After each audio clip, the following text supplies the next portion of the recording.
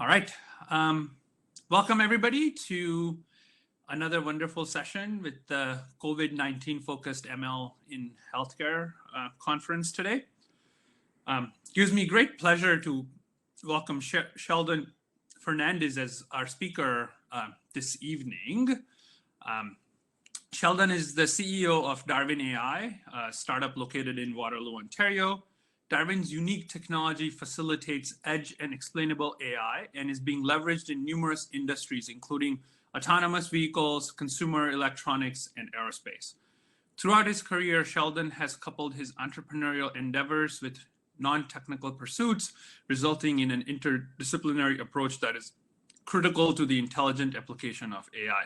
He obtained a master's degree in theology from the University of Toronto with thesis work in neuroscience and meta-ethics, and also pursued creative writing at Oxford. I'm a huge fan of the work that Darwin AI is doing, so can't wait to hear what you have to say today, Sheldon. So with that, let me turn it over to you, and thank you again for this session today.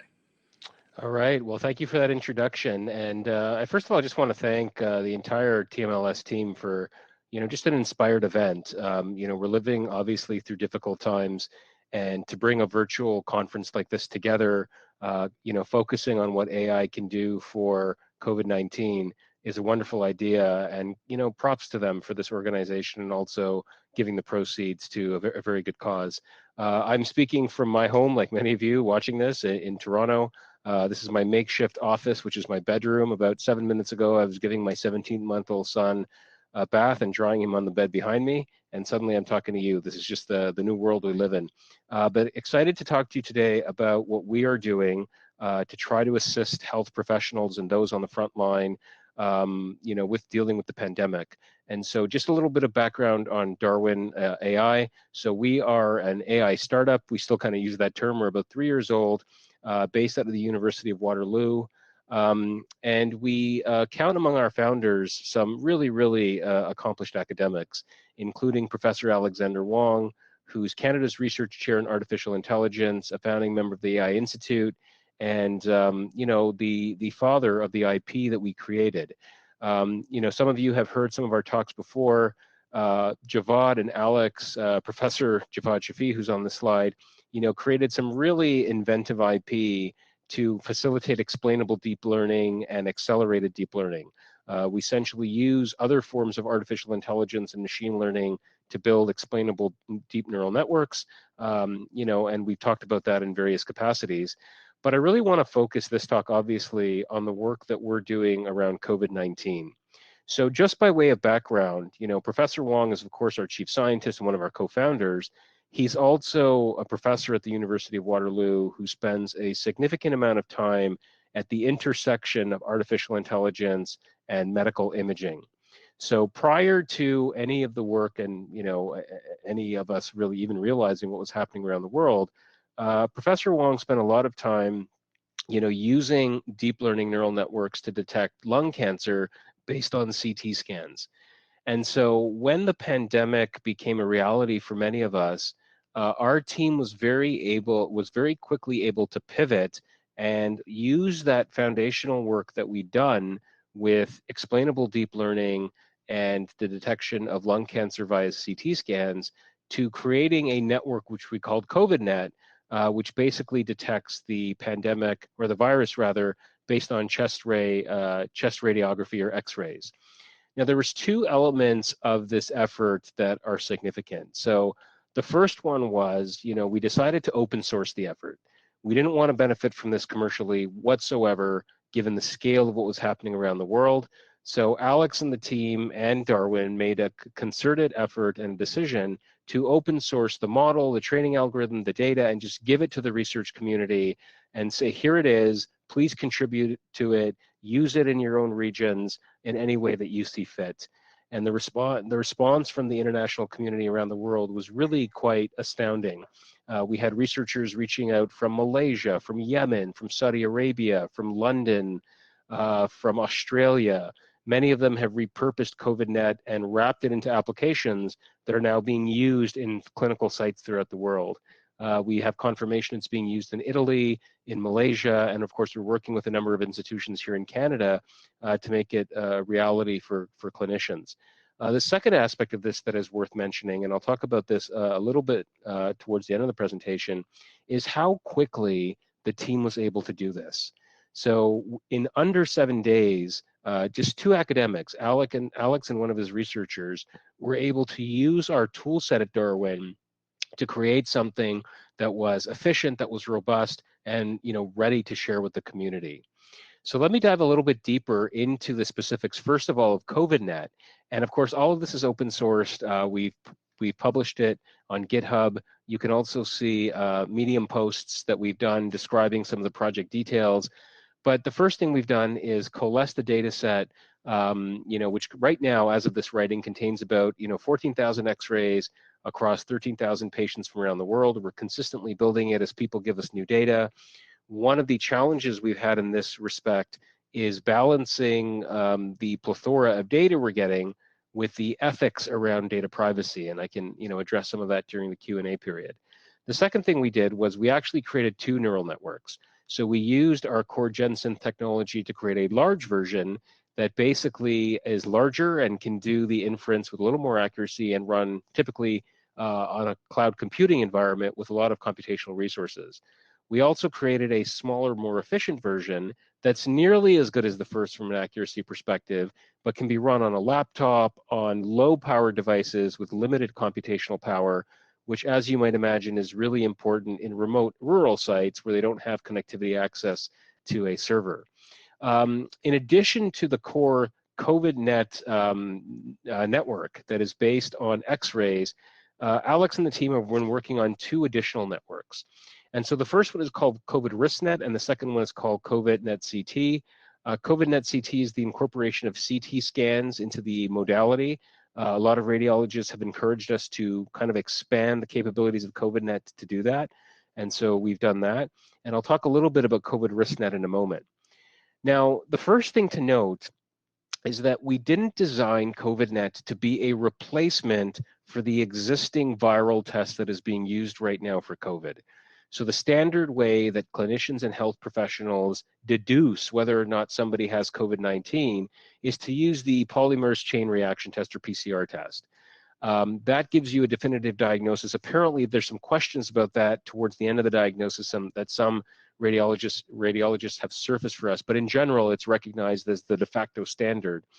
The challenge with it is that, as you can see here, it requires specialized chemicals and a certain level of skill to undertake.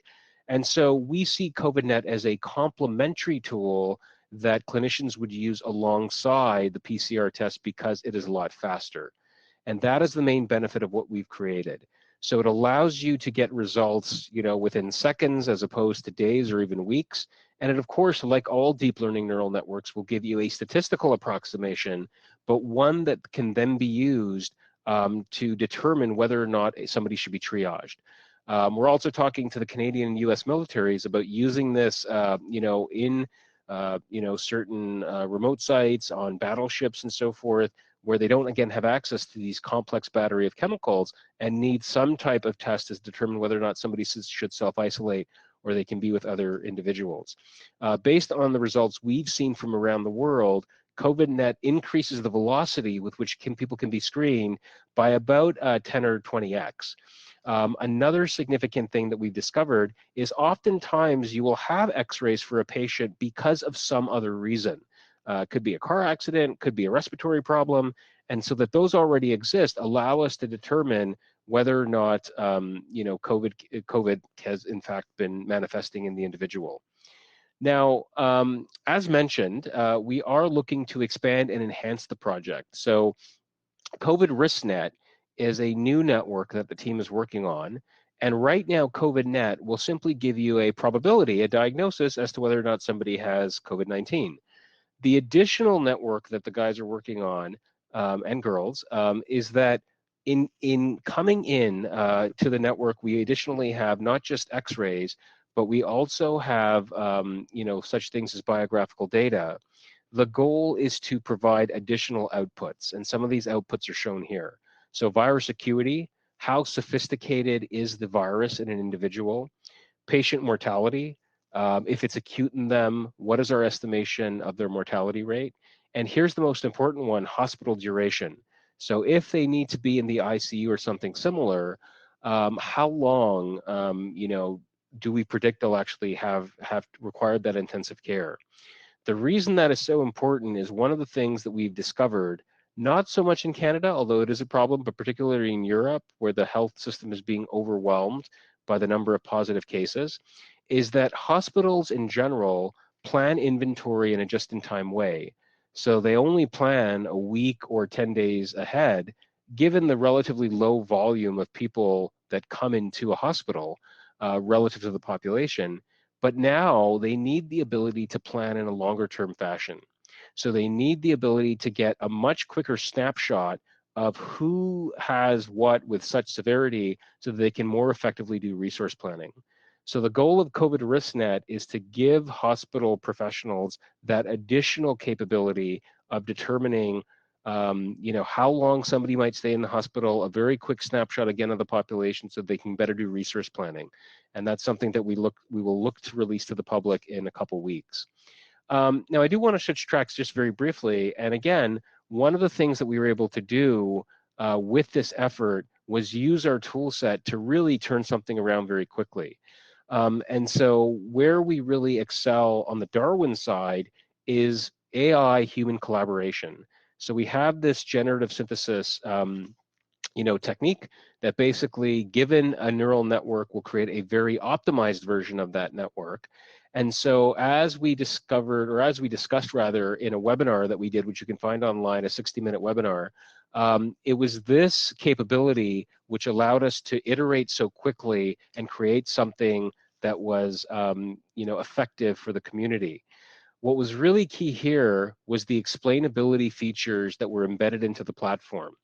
And so all of us, of course, know about the black box problem, the fact that neural networks will often come to conclusions, but we're unsure as to how they reach those conclusions. Let me just skip to this slide. What was important for us was determining why the network was reaching the conclusion it reached and to understand the nuances of the data so as to make the network more robust. So this slide here shows you the results of explainability. So on the left, for example, you have an image which, violating medical protocol, has some text in that image. And so an early iteration of the network had some data where it was looking at those images and those particular letters in the image and deducing something from that which is not proper, of course, because we wanted to look at the image proper and determine whether or not somebody has COVID. The examples in the middle are quite fascinating. So here you see CT scans of lungs, and notice the highlighted areas where the network is looking. And it may be counterintuitive. It took me a while to figure out, and it took Alex a while to figure out, but what the network is actually looking for at this point is whether or not they're lying on a bed. So it's actually looking for the crevice in the bed. And again, this is the network reaching the right decisions, but for the wrong reasons. It should be the right decisions for the right reasons. In this case, it's making the right decisions for the wrong reasons. So these kind of tools and the fact that we have these explainability capabilities embedded into the platform were really key in scrubbing out a lot of bad data and ensuring that something could work in a pretty effective manner. We have documented our explainability technique. We authored a Medium post around it and how it compares to SHAPE and LIME and other techniques. We actually presented a paper at the NeurIPS conference in December. I would encourage you to look at that if you have an interest into how our particular explainability tech works. But backing up for a second, one of the things we were able to do is Alex and his researchers were able to create a very kind of scaffolded version of the network based on the contours of how they expected it to work. They fed that into generative synthesis along with the data and certain operational requirements. And from there, GenSynth took over and produced a really efficient network. And so it was through this process that we were able to create something that was quite effective. Now, in addition to COVIDNet, the neural network that is open sourced, you have to remember that the consumers of this are not data scientists and deep learning developers, at least in practice, right? It is radiologists, health professionals, and so they need an application with which to leverage COVIDNet. We at Darwin have created an application ourselves with a neural network that sits on top of it. It's a very intuitive interface. We've built in some of our explainability into that network. We're currently working to secure additional government funding and working with a number of hospitals, both in the United States and Canada, to make this real.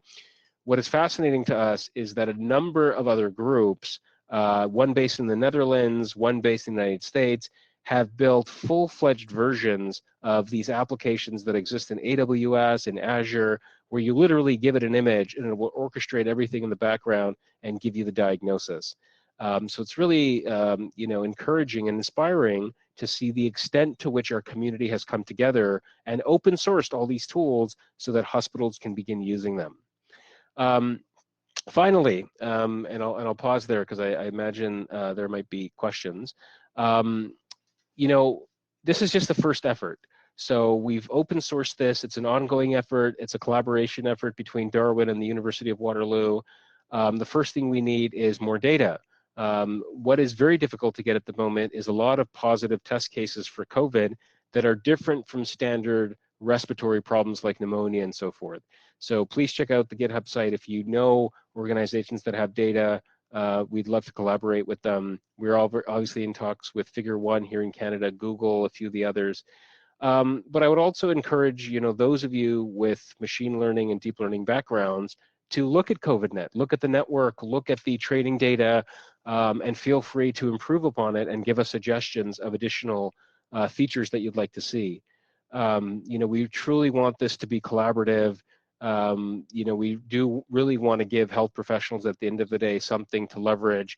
We have a number of radiologists and clinicians that are advising us. And so, be a part of the effort and help us, make this tool set available to the community at large and those people who are on the front lines doing the very heroic work that we sometimes take for granted. So I think I'll pause there. I'd like to thank you guys for dialing in today, and I'd be happy to take any questions. Okay, so I see some questions here. Mona, should I go, or do you want to facilitate? Yeah, no, I can sort of filter those for you if you like. Sure. Yeah. But first of all, thank you so much for that talk. As someone who knows a lot of people in the front line of COVID, that's the speed at which you were able to do that is unbelievable.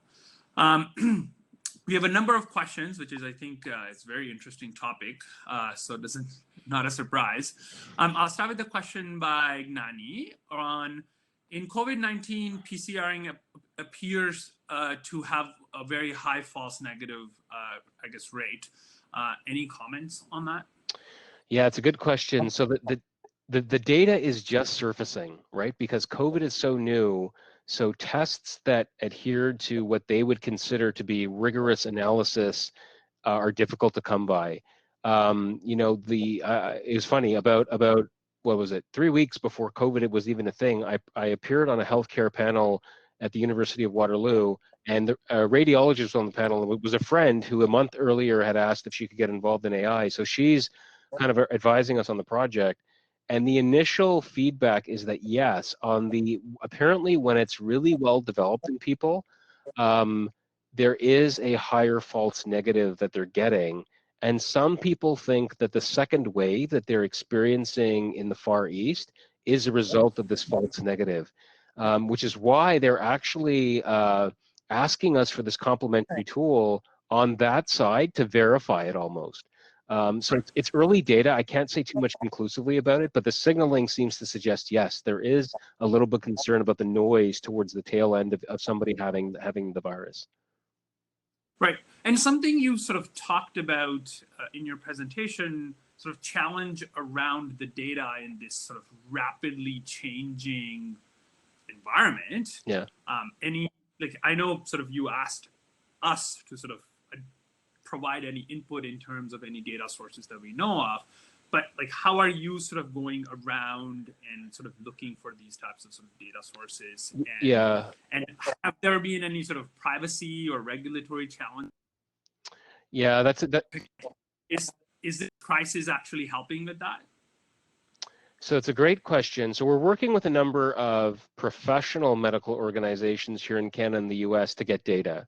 And when you do it through those vehicles, they usually have the standards in place so that you can be sure that privacy and all that has been respected.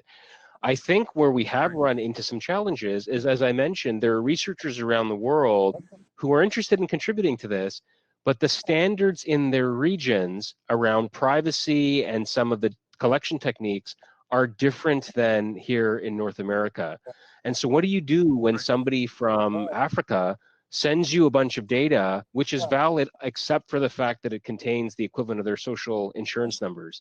So we've tried to maintain that standard and favor actually the ethics, because we are open sourcing the data from people that give it to us. It is a question. Now we say to them, look, you can take COVIDNet and train it with your data locally and use it with your population. Just be careful. We're trying to be careful about how we share it, is the reality. Yeah. Right. No, that seems like a very practical and pragmatic approach to very fast-moving situation. The second question is around, did you have a chance to compare the performance of COVIDNet and COVNet proposed by Chinese researchers from Wuhan, which I guess is also based on ResNet? Yeah, so we haven't done it ourselves, just because we're focused very much on making COVIDNet accessible to everybody. We've had groups that have compared them, and unsurprisingly, they do differently depending on the demographic, right? So depending on who you're testing and their demographic, it performs differently. Now, the numbers for COVIDNet when we first released it were in the low 90 percentile range, from what I remember. Since then, it's gone up to 94 or 95, again with a certain test data set that you are evaluating against, and the number of false positives has gone down to under 5%. So we are, to make it clear, like we don't want to claim supremacy in COVIDNet networks, right? We'd like it if it went well. We really just want to make this open source, and hey, take it in your region and make it the best. But I know we're comparable to best efforts. Is like SIGOPT today, did this hyper parameterization, released a little bit of an analysis that people can look into as well. Cool, thank you. The next question is from Julian. Did you find any variation along gender, ethnicity, socioeconomic factors? I think you've sort of answered some of this already. Yeah. And then how do you sort of deal with that? Yeah, so you do, right? I was on a call on Sunday with healthcare professionals around the world, many of whom are in South America, and the challenge with marginalized communities is that they don't have access to the same level of healthcare, of course, that those of us who are not marginalized have. And so the amount of data and x-rays and so forth in those marginalized communities is underrepresented. And so getting access to that data, first of all, we hope COVIDNet will be used in those marginalized communities where the PCR test isn't available by means of, portable x-rays and that type of thing. But we need a larger data sample to offset the fact that we don't have a lot of data. So it doesn't perform as well, guys, as expected, with marginalized communities who we don't have a lot of data examples for. And unsurprisingly, you've probably seen the statistics in the United States, the rate for those marginalized communities is higher, and a lot of that is socioeconomic. So we have some work to do there. It seems to be the case in UK as well. Yeah. Challenge globally. Next question is from Persis. How early in the course of the disease can this network be used to correctly detect the probability of the patient having the disease?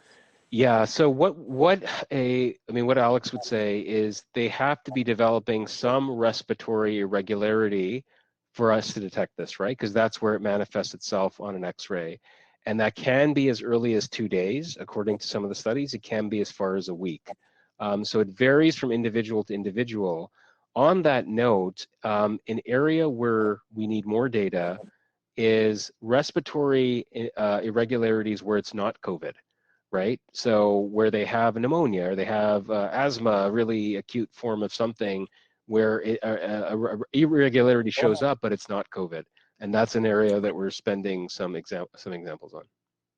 Right, that would certainly help with the false positives and the negatives as well. The next question, I think you've again partly answered it, but it's around sensitivity and specificity of the network. Yeah, so I don't have those in front of me. If you look at the GitHub post that is in the chat now, you will see that we documented this and we iterate around it. There's also a paper that Professor Wong and his research student Linda Wang wrote, which gets into these image numbers. I don't have them off the top of my head. Okay. No, and I think you sort of talked about accuracy being Yeah. in the 90s Yeah, and then false false positives being positives in the under 5%. Now, 5%. So that you can probably work through some yeah, numbers yeah, there to figure yeah. out the right. So next question is from Marcel, who is joining us from Nairobi, Kenya wow. right now. So welcome, Marcel. The question is whether this network can run natively on mobile devices. Yes, so if you take a look at the small version, so there's a small version that we've released, and if you use like, you know, if you're on a mobile device, you might be using OpenVINO or one of the toolkits that one of the semiconductors has made to leverage it. It should. What I would say is it Marcel? If you are having problems with that, please reach out to either myself or Professor Wong. And what we can do is we run it through this GenSynth process where we can give you a version that's even smaller that you'll be able to deploy on a mobile device. So please reach out to us. We're happy to try to help your use case. Thank you, Sheldon. The next question is on, and this is actually a question that I have as well. If you could please elaborate on the explainability techniques that you use.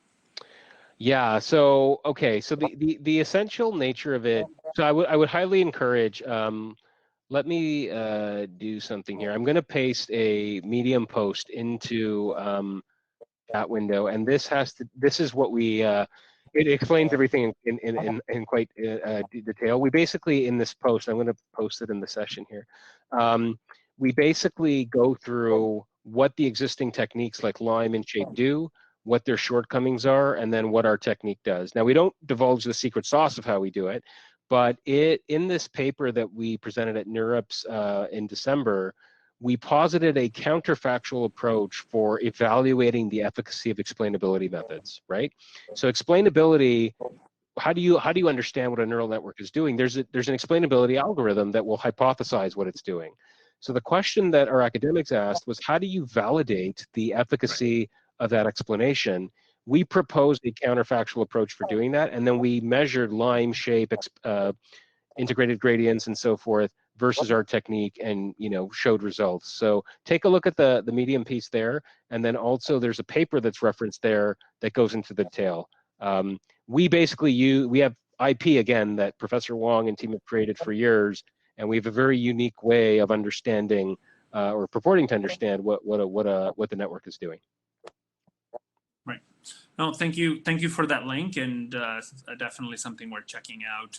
The next question is from Mark. Did you use any non-COVID pathology in the training data set? Yeah. I think you were sort of just talking about that a little while ago, that one of the areas where you need a lot of data is similar non-COVID pathologies. Yeah, exactly. So we have some, right? We have some data set or some data rather with respiratory irregularities that are not COVID and definitively shown to be that. We don't have enough. So the more the better, and we're working again with organizations to get more. But if you guys again have access to data like that, we'd love to talk to you.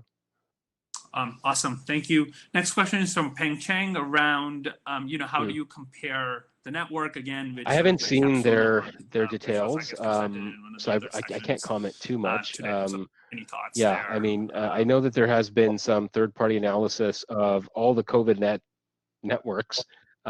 So I would refer you to that. I don't have a familiarity with what they've done. It's still exciting to sort of see the rapid innovation in trying to help this problem. There's a question from Masa around link to GitHub, which thank you, Jeffrey, for sharing that. And then there's another question from Masa on what if the lungs are not so that's affected, where we need again examples of where that occurs and they have COVID, right? Now look, it may just not manifest itself physically in the way we're looking at it, and then we're out of luck, and that may apply to a small percentage of patients. But again, the great power, as most of you know about deep learning, is its ability to find correlations in data that we just don't see as human beings. So data will hopefully help us drive that, right? I had a friend who was not familiar with deep learning that says, okay, explain to me how the network does it. I'm like, I can't. That's why we give it data. Of course, I can with explainability in the statistical way, but you get my point. Right. Yeah. No, it's much better at finding patterns than we are. There's a question from Persis around cost, right? So, I mean, the cost. Well, the thing is that so the cost, first of all, to get COVIDNet is free, right? We've open sourced it. The hospital usually will have the apparatus already, right? They have X-rays. We allow them to take it out. They have certain systems that they need to export to, and right now I think the apps you give it a JPEG or a PNG. So there's a little bit of work on their side. The real question is the cost to get it to a rural area that's not a hospital, right? And that can be as cheap as, you know, a laptop, a mobile device, as our friend in Nairobi kind of alluded to, and then a portable X-ray. And I know that there's been a demand for portable X-rays in a lot of these geographies, which I think they've brought the price down to a few $100s. So it can be relatively low cost. Right, and sort of marginal cost of sort of software is free, and then it's really the ability for you to compute and this you know on the funny thing is, like, any device that you have where Darwin excels is making a network really fast on mobile devices. I'm talking hundreds of frames per second, inference time sub 30 milliseconds. Here you can wait 3 or 4 seconds for the result, right? It's better than 3 or 4 days, or 4 or 5 weeks, or 4 or 5 days, whatever it is. So on a mobile, even the large version on a mobile device will get you an answer, just not in you know, a snappy way, but it'll still work. Yeah, and sort of the speed accuracy trade-off is different because you can sort of slow it down to improve the accuracy even sort of further if you wanted to. It seems like that's it with the questions today. Sheldon, thank you so much. This was incredible. And thank you to everybody who attended and asked the questions. Wonderful. Thanks, guys. I'm going to put my email in here if any of you would like it. And please reach out to us. Thank you very much.